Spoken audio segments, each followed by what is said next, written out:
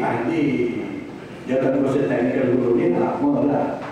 Tapi sebenarnya tak pernah mesyuarat pun.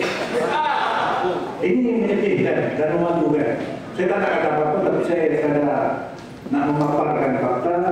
Tak pernah mesyuarat. Tak tahu kalau mesyuarat saya tak dipanggil, saya tak tahu. Tapi yang saya ingat sejak dilantik 2011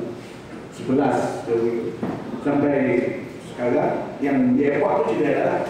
Tetapi memang tak pernah mesyuarat. Jadi itu menunjukkan bagi saya serius atau tidak apa kita. Kemudian mungkin tuan-tuan dan puan terlepas pandang ya. Selepas muktamar yang lepas, kalau tuan-tuan baca haraka, saya ingat dalam beberapa minggu dia hentam saya. Dia hentam saya sebab saya kata hudud boleh dilaksanakan. Jadi saya tanya kawan-kawan dalam PAS, apa sudah jadi? Jadi kata mereka, pimpinan PAS sudah di Kelantan panas punggung, macam-macam kepanasan. Bapak ahli tanya, bila nak buat? Bila nak buat? Dia kata tak boleh buat. Ada sebab kata boleh buat.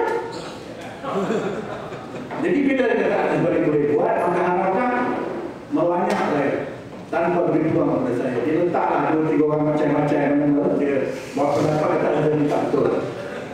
Dan saya tak ada beri peluang untuk menjawab. Dan saya gunakan Malaysia ini untuk menjelaskan apa yang saya kata sebenarnya.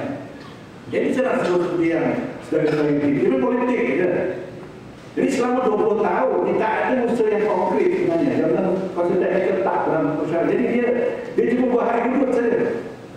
Saya tak salahkan itu sebab dia orang tu dia boleh besar dan sepatutnya pun jadi dekat bawahan. Sepatutnya dibuat, bukan dekat atas. Ya. Dan saya melihat sebenarnya duduk ini sepatutnya dijadikan agenda kemudian. Jadi sekarang ini PAS sepatutnya untuk pilihan raya, untuk mendekati rakyat, apa itu spell out, ya, menjelaskan konsep umpamanya negara kepentingan dia. Yang tak dibuat sampai sekarang pun, buku ada, bukan macam cantik tapi tak pernah diwacanakan. Selalu saya serius. Jadi macam mana dia nak dekat dia? Dan kalau saya boleh perhatikan, saya tengok dalam Malaysia ini sebagai contoh. Ada satu ruangan di situ, MP Speaks.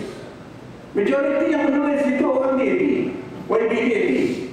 Orang PAS yang meletakkan di bawah nama YBDAP je. Dia pada 21 orang ahli parlimen dulu. Ada cerita yang tak datang pun ada.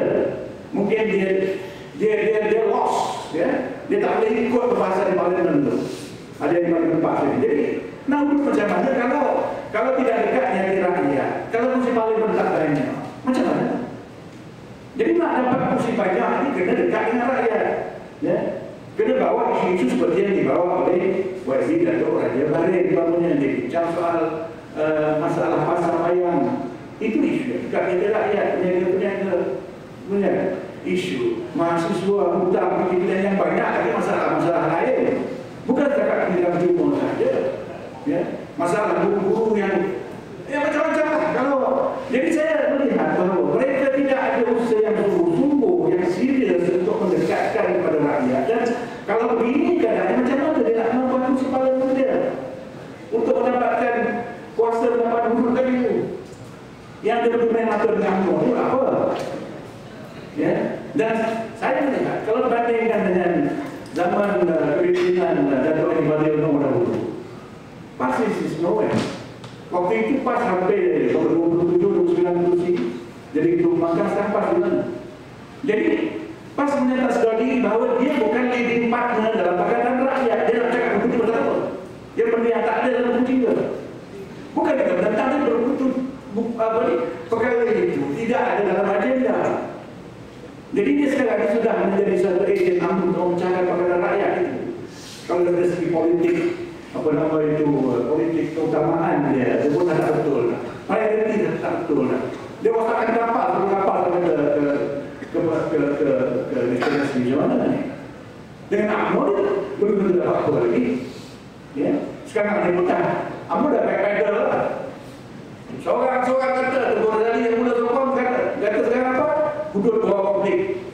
Nur Jazal kata apa? Kalau kita dapat kita lama buat dah. Dan Najib akhirnya kata kita tak akan buat. Nah, padan itu tau.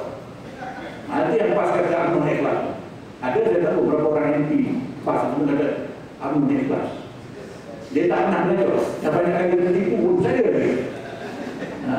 Jadi pada saya, pas ini macam kata dia letak kereta tu di depan lembu. Kereta lembu ni, Aisyah kan. You put the Jadi tak betul. Jadi susunan kerja dia